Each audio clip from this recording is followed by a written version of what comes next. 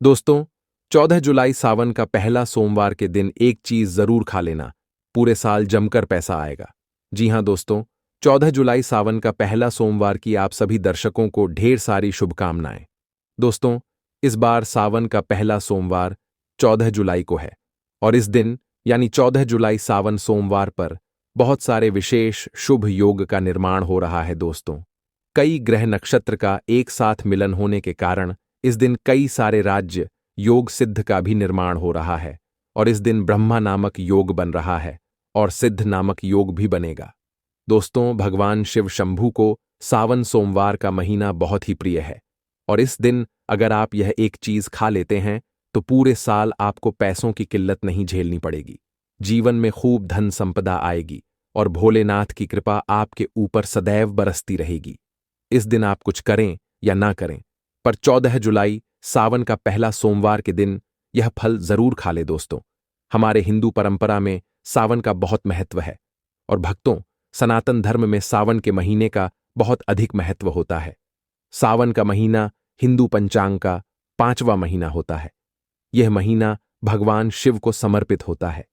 इस महीने में शिव भक्त भगवान शिव की विधि विधान से पूजा अर्चना करते हैं और सावन के महीने के सोमवार का महत्व और भी अधिक होता है। इस माह में शिव की पूजा अर्चना करने से सभी मनोकामनाएं पूरी हो जाती।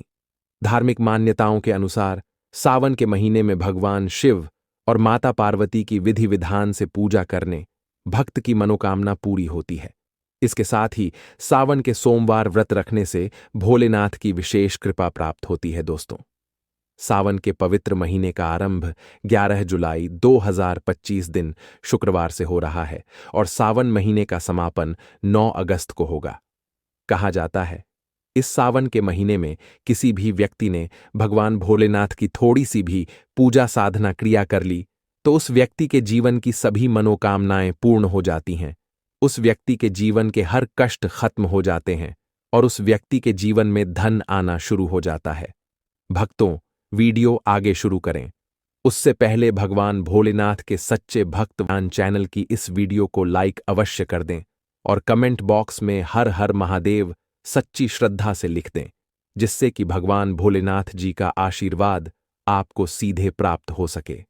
माना जाता है कि एक दिन प्रकाश के रूप में शिव जी प्रकट हुए थे और 14 जुलाई सावन का पहला सोमवार के दिन अगर आप सिर्फ पूजा पाठ करते हैं तो यकीन मानिए जीवन में सुखों की प्राप्ति होती है और तमाम तरह के प्रयोग हम करते हैं, लेकिन अनजाने बस हम कुछ ऐसी गलतियां कर देते हैं कि पूजा में मिलने वाले पुण्य की जगह हम कहीं ना कहीं पाप के भागी हो जाते हैं या फिर हमारी पूजा ही निष्फल हो जाती है। ऐसे में वह कौन चीज है जिन्हें भूल कर भी नहीं करना चाहिए? शिव जी की पूजा में और कैसे बचे, आइए जानते हैं। दोस्तों, सबसे पहले हम आपको बता दें, जब भी आप शिवालय जाएं, शिवजी पर जल अर्पित करें तो जहां पर से जल बाहर निकलता है उसको कभी मत लांगे। उसे हम जलहरी कहते हैं, उसे नहीं नागना चाहिए। उसे लागने से बहुत दोष लगता है, आपका स्वास्थ्य भी खराब हो सकता है। दूसरी बात, आपने देखा होगा शिवजी की पूरी परिक्रमा नहीं की जाती, आधी परिक्रमा जरूर करें और तुलसी के पत्ते भूलकर भी शिवजी को अर्पित मत करना। कभी कभी जाने अनजाने में शिवलिंग पर कुछ लोग सिंदूर अर्पित कर देते हैं, हल्दी अर्पित कर देते हैं। यह सब स्त्री और देवी शोभा की वस्तु है और भोलेनाथ तो ठहरे बैरागी, तो उन्हें यह चीजें कभी अर्पित नहीं करना चाहिए। भक्तों, हम जो पूजा करते हैं तो प्रभु की भक्ति में बहुत ज्यादा ही डूब जाते हैं। ऐसे में और भी बहुत तरह की गलतियां हो सकती हैं। ऐसे में ध्यान रखें, एक तो सफेद या लाल रंग के वस्त्र धारण करके आप पूजा कर सकते हैं। संभव हो तो इस दिन जब आप शिवलिंग पर जल अर्पित कर रहे हो तो तब जल के साथ साथ दूध, दही, घी, शहद, शक्कर भी अर्पित कर सकते हैं, लेकिन शिवलिंग के ऊपर प्रसाद मत अर्पित करना। आपको अगर प्रसाद अर्पित करना है तो नीचे किसी चीज में रखकर अर्पित करें। शिवलिंग पर अर्पित किया गया प्रसाद ग्रहण भी नहीं कर पाएंगे, इसीलिए हम शिवलिंग के पास का चरणामृत प्रसाद करते हैं। भक्तों, सावन सोमवार के दिन अगर आप रात के समय पूजा करते हैं, प्रदोष काल में करते हैं, तो आपको इसके फल ज्यादा मिलते ही, हालांकि रात्रि जागरण का भी विधान है। भक्तों, शिवजी को भूलकर भी कुछ ऐसे फूल हैं जिन्हें अर्पित नहीं करना चाहिए। आप जब भी शिवजी की पूजा करेंगे, सावन सोमवार पर तो शिव जी के साथ जगत माता पार्वती की पूजा करें। दोनों का आशीर्वाद एक साथ आपको मिलेगा। बेलपत्र बिना अर्पित किए तो आपकी पूजा ही अधूरी रह जाएगी। आप उस पर चंदन केसर या फिर अगर पाउडर वाला चंदन है तो उसे पानी में घोलकर आप ओम लिखी, राम लिखी, फिर शिवलिंग पर नमः शिवाय कहते हुए बेलपत्र उल्टा करके अर्पित करें। शिव जी की पूजा में अक्षत जरूर अर्पित करें। अक्षत अर्पित करने से जीवन में कभी भी धन की कमी नहीं होती। चावल टूटा हुआ ना हो, इस बात का ध्यान रखें। साथ ही शिव जी की पूजा में एकदम काला वस्त्र पहनकर पूजा पाठ नहीं करनी चाहिए। इससे भगवान शिव क्रोधित हो जाते ही हमेशा भगवा रंग पहनकर ही ईश्वर की आराधना, भक्ति साधना, पूजा, व्रत आदि करनी चाहिए। भक्तों, भगवा रंग बड़ा ही शुभ और मंगलकारी माना गया है। इसे देख शक्तियां सक्रिय हो जाती हैं। भक्तों, सावन सोमवार के दिन सूर्य उदय से पहले उठ जाना चाहिए। व्रत आदि में 8 बजे के बाद स्नान करना अशुभ माना गया है। इसीलिए सुबह 8 बजे से पहले स्नान दान आदि अवश्य कर ले। इससे महादेव प्रसन्न हो जाएंगे, क्योंकि सुबह 8 बजे से पहले स्नान करना अत्यंत मंगलकारी माना गया है। इससे सकारात्मकता आपके ऊपर हमेशा वास करती है। भक्तों, शिवलिंग पर आप जल अर्पित करते हैं तो प्लास्टिक के लोटे से जल अर्पित कभी ना करें। इससे भगवान शिव क्रोधित हो जाते हैं। और आप शंख से जल अर्पित ना करें, क्योंकि शंख छूड़ नामक राक्षस का वध जी ने ही किया था। इसीलिए शंख से जल अर्पित मत करना, वरना शिवजी रुष्ट हो जाएंगी, आपकी पूजा स्वीकार नहीं करेंगे। शिवजी की पूजा में तुलसी के पत्ते का प्रयोग बिल्कुल भी ना करें। आप तुलसी की मंजूरी अर्पित कर सकते हैं। और मित्रों, चंपा जैसे फूलों का प्रयोग तो बिल्कुल भी मत करना, नहीं तो आपकी पूजा पूरी नहीं मानी जाएगी। भगवान शिव की पूजा में हल्दी, कुमकुम इत्यादि का प्रयोग न करें, क्योंकि भगवान शिव बैरागी है। इस दिन घर में दौड़, क्लेश, लड़ाई झगड़े, मुंह से गंदी गालियां नहीं देना चाहिए। किसी को अपशब्द नहीं बोलना चाहिए। सावन सोमवार के दिन भोग विलास नहीं करना चाहिए, नहीं तो अगले जन्म में आपको किसी ऐसे योनि में जाना पड़ सकता है जो बहुत ही भयानक हो सकती है। इस दिन ऐसा करने पर नरक की प्राप्ति हो जाती है। दोस्तों, जहां तक संभव हो व्रत रखें। व्रत नहीं रखते हैं तो सात्विक भोजन घर में बनाएं और ग्रहण करें। शराब, लहसुन, प्याज, मांस, मदिरा इत्यादि का बिल्कुल भी प्रयोग ना करें। और इस दिन जितना ज्यादा हो सके नमः शिवाय का जाप करें। जितना ज्यादा आप जप करेंगे, आप जितना ज्यादा शिवजी के करीब रहेंगे, उतना ही जल्दी आपको उनकी कृपा अवश्य मिलेगी। क्योंकि पूरे साल हम इस सावन सोमवार का इंतजार करते हैं, भला हम इस दिन को कैसे छोड़ सकते हैं। इसीलिए भगवान शिव की आराधना सावन सोमवार पर हर हाल में करना चाहिए। दोस्तों, इसके साथ ही और भी कुछ ऐसी चीजें हैं जो शिव जी की पूजा में महत्वपूर्ण है। जैसे कि शिव जी की पूजा में अबीर जरूर अर्पित करें और पूजा खत्म होने पर, समाप्त होने पर दक्षिणा जरूर दें। दक्षिणा में देने के लिए पान का पत्ता से डंठल हटाकर उसके ऊपर सुपारी, जनेऊ और थोड़ी मीठी चीजें, लौंग, इलायची और थोड़ा सा काला आभ लेकर दक्षिणा जरूर अर्पित करें। ऐसा करने से शिवजी आपकी पूजा स्वीकार करते हैं। दोस्तों, नारियल का पानी भी शिवलिंग पर अर्पित नहीं करना चाहिए। बात का विशेष ध्यान रखें। नारियल अगर आप चढ़ाना चाहते हैं तो शिवलिंग के पास उसका जल हटाकर नारियल अर्पित कर सकते हैं, लेकिन शिवलिंग पर नारियल जल मत चढ़ाना। कमल का फूल अर्पित कर सकते हैं, पर कुछ चीजों का ध्यान जरूर रखिएगा। दोस्तों, आप जानते हैं सावन सोमवार के पावन अवसर पर वह कौन सी 5 चीजें हैं जिन्हें घर में लाने से भोलेनाथ की कृपा सदैव बनी रहती है। भगवान शिव इन चीजों के साथ आपके घर पर चले आते हैं, तो आइए जान लेते हैं। भक्तों, भगवान शिव के डमरू सावन सोमवार के दिन डमरू घर में अवश्य लाना चाहिए और इस दिन भगवान शिव की पूजा में डमरू जरूर बजाना चाहिए। इससे भगवान शिव प्रसन्न होते हैं। हमेशा भगवान शिव के पास डमरू जरूर रखना चाहिए। दोस्तों, अगर आपके घर में शिव परिवार की कोई तस्वीर या मूर्ति नहीं है तो इस खास मौके पर यानी सावन सोमवार के दिन शिव परिवार को घर में जरूर लाएं। इसके साथ ही भगवान शिव की कृपा सदैव आपके परिवार पर बनी रहे। दोस्त, सावन सोमवार पर रुद्राक्ष अवश्य लाएं। शिव पुराण के अनुसार एक मुखी रुद्राक्ष साक्षात भगवान शिव का ही रूप है। इसे गले में धारण करने से मनुष्य की हर इच्छा पूरी हो सकती है। अगर इस रुद्राक्ष की पूजा करके धन स्थान यानी तिजोरी में रखा जाए तो धन से संबंधित परेशानियां हमेशा के लिए समाप्त हो सकती हैं। लेकिन सावन सोमवार पर रुद्राक्ष का घर में होना भी बहुत ही शुभ और मंगलकारी होता है। दोस्तों, अगर सावन सोमवार पर आप महामृत्युंजय यंत्र लाकर अपने पूजा स्थान पर स्थापित कर रोज उसकी पूजा करते हैं तो इससे सुख समृद्धि बनी रहती है। इसके साथ ही भगवान शिव भी खींचे चले आते ही ऐसे घर में सदैव भगवान शिव का वास होगा। दोस्तों, शास्त्रों के अनुसार माना जाता है कि एक त्रिशूल अगर किसी मंदिर में भेंट किया जाए, यह अपने हाथों से खुद लगाया जाए तो ऐसे व्यक्ति को जन्मों जन्मों तक गरीबी का सामना नहीं करना पड़ता। भगवान शिव की कृपा ऐसे व्यक्ति पर हमेशा बनी रहती है। सावन सोमवार पर मंदिरों में एक त्रिशूल अवश्य दें। खास सावन सोमवार के दिन ही ऐसा करें, लेकिन बाकी दिन भी आप ऐसा कर सकते हैं। दोस्तों, सावन सोमवार पर मोर पंख अवश्य घर में लाना चाहिए। किसी खास मौके पर ही मोर पंख घर में लाना चाहिए। बहुत ही शुभ और मंगलकारी माना जाता है। मोर पंख कई शक्तियों से भरा पड़ा है। जहां होता है मोर पंख, उस घर में गरीबी कभी नहीं आती। ऐसे घर पर सदैव भगवान कृष्ण की कृपा हमेशा बनी रहती है। दोस्तों, शिव पुराण के अनुसार माना जाता है कि सावन सोमवार पर व्रतधारी को धतूरा अवश्य खा लेना चाहिए। भले ही आप थोड़ा सा खाएं, लेकिन जरूर खाएं, इससे व्रत पूरा हो जाता है। इस दिन धतूरा खाने से संपूर्ण फलों की प्राप्ति हो जाती है। अगर आप धतूरा नहीं खाते हैं तो इसे थोड़ा बहुत छक लें। भक्तों, अगर आप अपनी लाइफ में कुछ नया सीखना चाहते हैं तो चैनल को सब्सक्राइब जरूर करिएगा। ओम नमः शिवाय। हे भगवान शिव, सावन के महीने में जो सुहागन महिला यह एक काम कर लेगी उसकी हर मनोकामना होगी पूरी, और यदि कोई कन्या यह काम करेगी तो उसको मनचाहा वर मिलेगा। हे भगवान शिव, यदि सावन सोमवार में आपके इस भक्त से कोई भूल हो जाए तो क्षमा करना, हम सब आपकी ही संतान हैं। और जो इस वीडियो को लाइक करें उसके दुख दर्द और गरीबी को दूर कर देना, लाइक जरूर करें। सावन की हार्दिक शुभकामनाएं।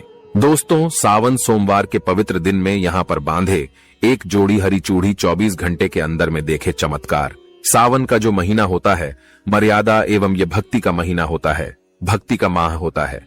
सावन के पूरे महीने पर भगवान भोलेनाथ जी का नियंत्रण माना जाता है। कालों के भी काल कहे जाने वाले महाकाल शिव शंभू को सावन का महीना बहुत ही खूबसूरत लगता है। इस समय सूखे पड़े बंजर, सूखे पड़े बाग खिलखिला उठते हैं। चारों ओर हरियाली ही हरियाली दिखाई होती है। सावन का महीना लड्डू गोपाल श्री कृष्ण को अति प्रिय है। अपने बाल गोपाल रूप में भगवान लड्डू गोपाल वृंदावन में सावन में स्नान अवश्य करने आते हैं। श्री कृष्ण सखियों के साथ मिलकर वर्षा आदि में स्नान करते हैं और नृत्य आदि करते हैं। दोस्तों, ऐसा माना जाता है कि सावन के पूरे महीने भर भगवान भोलेनाथ जी की पूजा पाठ करने से वो शीघ्र ही प्रसन्न होते हैं। सावन का पूरा महीना भगवान भोलेनाथ का प्रिय महीना है। इसकी अनेक पौराणिक कथाएं एवं धार्मिक मान्यताएं भी हैं।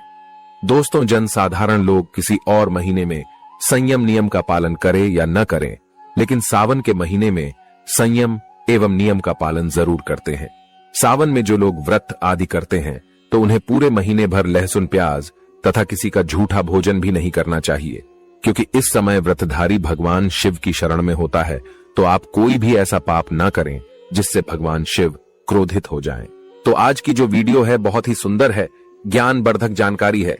इस वीडियो को अपने फायदे के लिए जरूर पूरा देखना है, क्योंकि अधूरा ज्ञान हमेशा अधूरा फल ही देगा और भगवान शिव का अपमान भी माना जाएगा। इसलिए सावन के शुभ अवसर पर वीडियो को अंत तक जरूर देखें और कमेंट में अपनी राशि जरूर डाल दीजिएगा।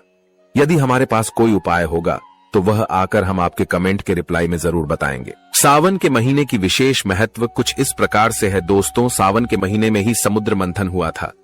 सावन के महीने में ही माता लक्ष्मी उत्पन्न हुई थी और माता लक्ष्मी को धन की देवी का दर्जा सावन के महीने में ही प्राप्त हुआ था। सावन के महीने में ही भगवान भोलेनाथ भूलोक पर आ जाते हैं और भूलोक पर जिनके घर पर यथावश शिवलिंग रखा हुआ होता है तो उनके घर में भगवान आशिंक रूप में जरूर आते हैं। दोस्तों, इस माह में भगवान विष्णु योग निद्रा में चले जाते हैं तो सृष्टि का जो भार होता है वो भगवान भोलेनाथ संभालते हैं।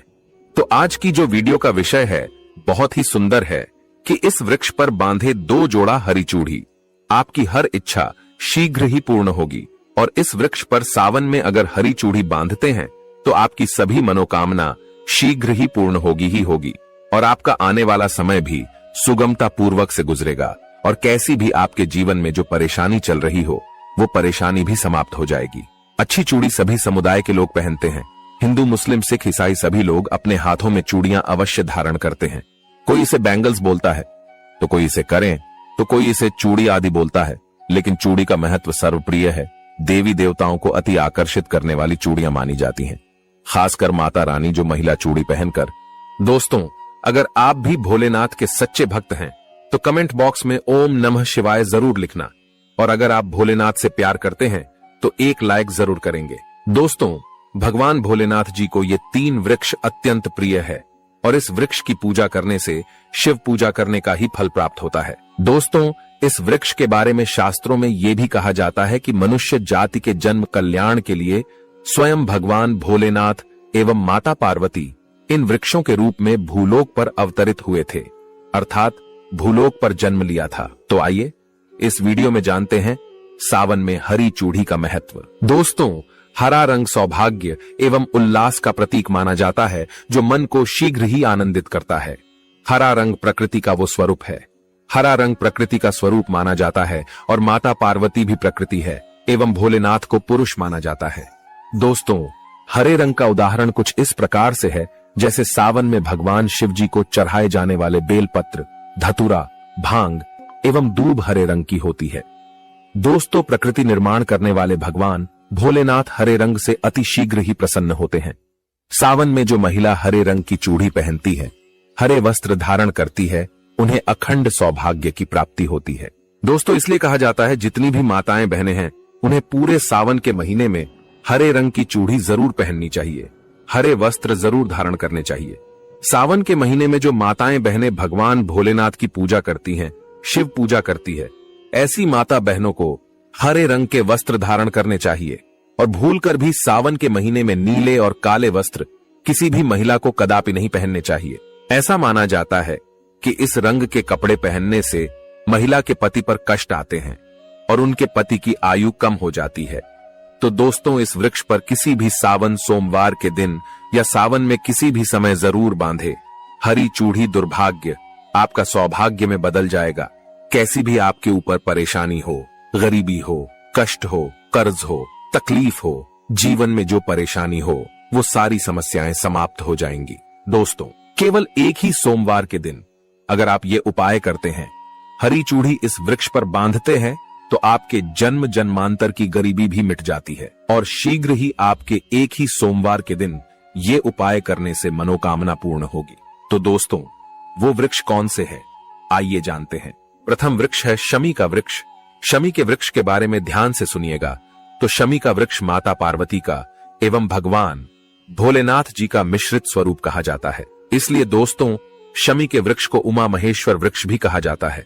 पूरे सावन भर शमी के वृक्ष पर माता पार्वती एवं भगवान भोलेनाथ जी का वास माना जाता है। सावन के महीने में गोधूली बेला पर प्रदोष काल के समय, अर्थात दोस्तों जब न ही दिन हो और न ही रात अर्थात संध्या काल के समय, तो इस वृक्ष को संध्या काल के समय में, गोधूली बेला में या फिर प्रदोष समय में इस वृक्ष को छूने से पाप, दोष, कष्ट एवं परेशानी केवल सावन के महीने में छूने मात्र से समाप्त हो जाती है। दोस्तों, सावन के पवित्र महीने में अगर शमी वृक्ष की जड़ पर कच्चा दूध डाला जाए तो भगवान शिव शीघ्र ही प्रसन्न होते हैं एवं माता पार्वती का ढेर सारा आशीर्वाद प्राप्त होता है। दोस्तों, शमी के वृक्ष का महत्व कुछ इस प्रकार से है। भगवान राम रावण पर आक्रमण करने के पूर्व भगवान राम ने शमी वृक्ष की पूजा की थी और पांडवों ने अपने दिव्य हथियार भी शमी के वृक्ष के नीचे में दबाए थे। शमी का वृक्ष जिस घर में लगा होता है उस घर का कल्याण हो जाता है और उस घर में सभी प्रकार के भौतिक सुख वास माना जाता है। तो दोस्तों, सावन के किसी भी सोमवार के दिन शमी वृक्ष पर उमा महेश्वर का ध्यान करते हुए 2 जोड़ी हरी चूड़ी एवं हरे रंग का रिबन जरूर बांधना चाहिए, या फिर हरे कलर का जो भी आपको श्रृंगार आदि मिल जाए वो आपको जरूर बांधना चाहिए, जैसे कि हरे रंग की मेहंदी, हरे रंग की बिंदी आदि, या हरी चूड़ियां जरूर बांधनी चाहिए। दोस्तों, कैसी भी आपकी मनोकामना हो वो एक ही बार में पूर्ण हो जाएगी, क्योंकि इस खास समय पर यानी सावन के समय में भगवान शिव खास तौर पर वास करने आते हैं धरती पर और शमी के वृक्ष में स्थायी रूप से वास करते हैं। शमी का वृक्ष छूने मात्र से आपकी मनोकामना शीघ्र ही पूर्ण हो जाएगी। पूरे सावन भर अगर शमी के पत्ते भोलेनाथ जी को उनकी पूजा में चढ़ाते हैं तो इससे अष्ट लक्ष्मी आपके घर में वास करती है। आपके घर में कैसी भी गरीबी हो, दरिद्रता हो, दुख हो, परेशानी हो, गरीबी हो, बीमारी हो, सब समाप्त हो जाती है और पूर्ण रूप से आपके घर में भौतिक सुख आकर के निवास करने लगते हैं। दोस्तों, दूसरा वृक्ष है धतूरे का वृक्ष। धतूरे का वृक्ष भगवान भोलेनाथ के उग्र रूप काल भैरव के अंश से उत्पन्न हुआ है। ऐसी मान्यता है कि शिवलिंग पर धतूरे के पत्ते या पुष्प फल चढ़ाने से राहु, केतु एवं शनि के कुप्रभाव समाप्त होते हैं। धतूरे के वृक्ष पर सावन के किसी भी सोमवार के दिन अगर 2 जोड़ी हरी चूड़ी बांधे तो शत्रुओं से छुटकारा मिलता है एवं शत्रुओं का सर्वनाश होता है। और दोस्तों, सावन सोमवार के दिन धतूरे का वृक्ष छूने मात्र से भगवान शिव आपके घर में दौड़े चले आएंगे। दोस्तों, अगर सावन के किसी भी शनिवार के दिन धतूरे के वृक्ष पर बाबा काल भैरव का ध्यान करते हुए हरी चूड़ी अगर बांधी जाए तो घर से भूत, प्रेत, बाधाएं सब नष्ट हो जाती है, भस्म हो जाती है। एवं छोटे से धतूरे की जड़ अगर घर के किसी भी कोने में छुपा दी जाए या घर में जमीन में गाड़ दी जाए तो भूत, प्रेत इत्यादि का वास घर में कभी नहीं होता है। घर से सभी बाधाएं शिव के वास होने से भाग जाती हैं। दोस्तों, जो तीसरा वृक्ष है वो है बेल का वृक्ष। अगर भगवान शिव को बेलपत्र न चढ़ाए जाए तो सावन का व्रत अधूरा माना जाता है और बिना पत्र चढ़ाए ही शिवलिंग पर जल भी व्यर्थ हो जाता है। इसलिए जब भी आप भगवान शिव पर बेलपत्र चढ़ाए तो 5 बेलपत्रों पर उसके ऊपर में श्री राम अवश्य लिखे। इससे भगवान शिव जल्दी और अत्यंत प्रसन्न हो जाते हैं।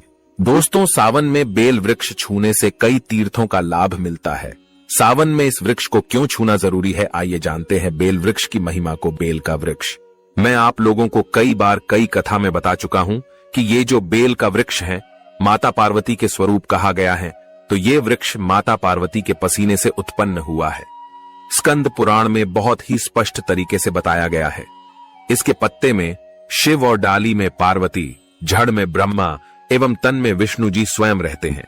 संध्या काल में ऐसा माना जाता है कि शिव मंदिर के समीप में जो बेल के वृक्ष है, इसके नीचे में अगर कोई भी व्यक्ति सावन में शाम के समय, वैसे तो इसे डेली जलाना चाहिए, लेकिन अगर सावन के पावन दिनों में शाम के समय अगर भगवान शंकर जी का कोई भी शिव मंदिर है तो उसके किनारे में जो कोई बेल का वृक्ष हो वहां पर बिल्कुल आप एक घी का दीपक जला दीजिए। इसे बहुत ही उत्तम कहा गया है। वैसे अगर आप घी का दीपक जलाते हैं तो आपको धन, गुण एवं परम शिव भक्त की प्राप्ति होती है। दोस्तों, इस वृक्ष को छूने से पाप तत्काल नष्ट हो जाते हैं। कैसा भी आपके जीवन में पाप हो दूर हो जाता है। तो आपको करना क्या है, देखिए, जो बेल का वृक्ष है इसे बहुत ही उत्तम कहा गया है। माता लक्ष्मी को भी बेल के वृक्ष का अवतार लेना पड़ा था। एक कथा के अनुसार इसके बारे में मैं एक कथा भी बता दूंगा कि क्यों माता लक्ष्मी को बेल के रूप में बेल के वृक्ष में अवतरित होना पड़ा था। मैं इसके बारे में भी एक कथा भी आपको बता दूंगा। तो आपको सावन के पवित्र दिनों में बेल के वृक्ष के नीचे हो सके तो घी का दीपक जरूर जलाएगा। घी का दीपक बहुत ही उत्तम कहा गया है। अन्य वृक्षों को जैसे आपने मक्खन चढ़ाया, बताशे का भोग लगाया, बेल के वृक्ष को माता पार्वती तथा भगवान शंकर का स्वरूप ही कहेंगे। बेल के वृक्ष की जो जड़ होती है, इसके जो मूल भाग होते हैं, इसमें समस्त तीर्थ आकर के निवास करते हैं। इसीलिए सावन के महीने में कहा जाता है जो लोग अगर तीर्थ धाम नहीं जा सकते, तीर्थों के दर्शन नहीं कर पाते, तो ऐसे व्यक्ति बेल वृक्ष के नीचे में 1 महीने तक घी का दीपक जला लेते हैं तो संपूर्ण जितने भी तीर्थ होते हैं इसके घूमने का बराबर पुण्य की प्राप्ति होती है।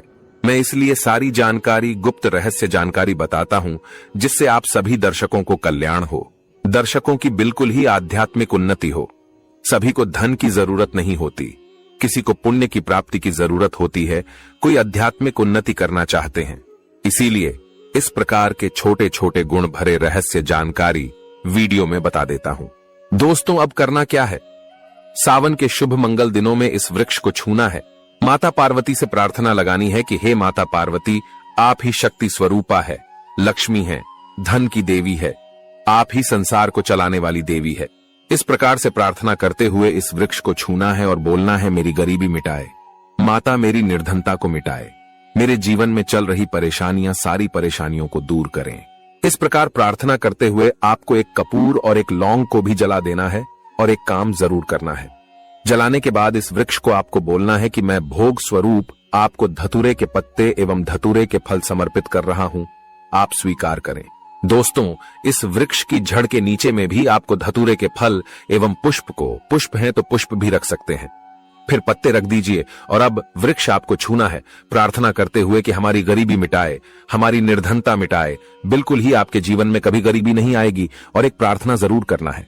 किसी की हाय लग गई हो, बददुआ लग गई हो, किसी का दोष लगा हो जिसके कारण हमारी आध्यात्मिक उन्नति नहीं हो पा रही हो, तो आप जो है हाय बददुआ एवं किसी का दोष लगा हो उसे तुरंत दूर करें। शनि राहु केतु का अगर दुष्ट प्रभाव लग रहा हो, नवग्रहों में से कोई नवग्रह हमें पीड़ित कर रहा हो, या फिर किसी भी हमारे पूर्वजों द्वारा किसी भी प्रकार का हमें पितृ दोष लगा हो, क्योंकि पितृ दोष लगने के कारण व्यक्ति की आत्मिक उन्नति भी नहीं हो पाती। तो आप बोलना कि समस्त प्रकार के दोषों को आप दूर करें, अपने अंदर में खींच लीजिए और आप हमें दोष मुक्त कर दीजिए। तो इस प्रकार से आपको ये प्रार्थना करनी है। और एक काम आपको जरूर करना चाहिए। आपको सावन के समय धर्म शास्त्रों में कहा गया है, बहुत सारे लोग भी बताते हैं, हमारे गुरुजी भी कहा करते थे, सावन के दिन अगर बेल के वृक्ष की जड़ में मिश्रित युक्त मिश्री, जो मिश्री आती है खड़ी खड़ी, आप सभी दर्शकों को जरूर पता होगी, शक्कर टाइप की होती है। तो आपको मिश्री डाला हुआ दूध अगर आप इनकी जड़ में डालते हैं तो ऐसा कहा गया है कि ऐसा व्यक्ति कभी निर्धन नहीं होता। ऐसे व्यक्ति के जीवन से किसी भी प्रकार से अगर लक्ष्मी रुष्ट हो चुकी हो, ऐसे व्यक्ति पर मां लक्ष्मी भी प्रसन्न होती है। ऐसे व्यक्ति के जीवन में धन का अभाव नहीं होता। ऐसे व्यक्ति फिर निरोग रहते हैं, निरोग काया प्राप्त होती है। आप चाहते हैं तो यही क्रिया नीम के वृक्ष पर भी कर सकते हैं। नीम के वृक्ष पर माता लक्ष्मी निवास करती है, समस्त दैवीय शक्ति निवास करती है। नीम के वृक्ष में अगर आप जो है सावन के शुभ मंगल दिनों में आपको एक गिलास या फिर एक लोटे सामर्थ्य के अनुसार तांबे के लोटे में आपको दूध डाल करके इनके अंदर जो है अभिषेक करना चाहिए, इनकी जड़ में डालना चाहिए। लेकिन आपको मीठा दूध ही डालना है, मिश्री मिला हुआ दूध आपको चढ़ाना है, इनकी जड़ में डालना है और गरीबी मिटाने की प्रार्थना करनी है। या फिर जिन लोगों पे कर्जे का भार है वो लोग बोल सकते हैं कि हमारे कर्जे का भार दूर हो, या फिर जीवन में जो किसी भी प्रकार की जो परेशानी है वो परेशानी भी बोल देना। वो परेशानी तत्काल ये वृक्ष समाप्त करते हैं और आपको इसे छू करके आ जाना है। दोस्तों, सावन में आप इन वृक्षों को जरूर छुएं, आपका कायाकल्प हो जाएगा। भगवान शिव आपके ऊपर मेहरबान हो जाएंगे, आपकी भक्ति की कामना आराधना पूर्ण हो जाएगी। तो अगर आप महादेव की कृपा प्राप्त करना चाहते हैं और उन्हें अपने घर पर बुलाना चाहते हैं तो कमेंट बॉक्स में लिखें, भगवान शिव आपका स्वागत है हमारे घर में। हर हर महादेव, ओम नमः शिवाय एक लाइक जरूर करें।